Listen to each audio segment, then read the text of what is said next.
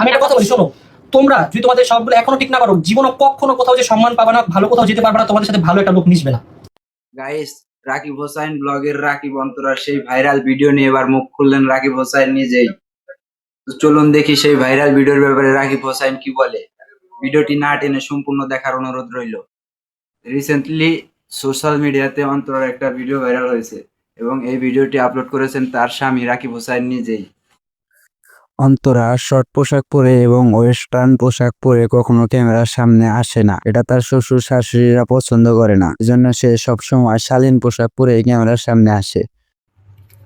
কিন্তু সম্প্রতি রাকিব হোসাইনের একটা শুটিং ভিডিওতে অন্তরাকে এই অফস মোমেন্টের শিকার হতে হয়। এখন কথা হচ্ছে, রাকিব হোসাইন নিজেই ভিডিও এডিট করে এবং আপলোড করার পূর্বে ৩-৪ বার ভিডিও সম্পূর্ণ দেখে তারপরে আপলোড করে। তো এমতো অবস্থায় রাকিব হোসাইনের দ্বারা এত বড় মিস্টেক কিভাবে হলো? অনেকেই বলতেছে রাকিব হোসাইন ইচ্ছে করে ভাইরাল হওয়ার জন্য এই কাজটা করেছে, ওর অনেকেই বলতেছে যে এটা মিস্টেক ছিল। তো ভিউয়ার্স, আপনাদের কি মনে হয় রাকিব হোসাইন ইচ্ছে করে এই কাজটা করেছে নাকি এটি একটা অ্যাক্সিডেন্ট ছিল? কমেন্ট করে জানাবেন।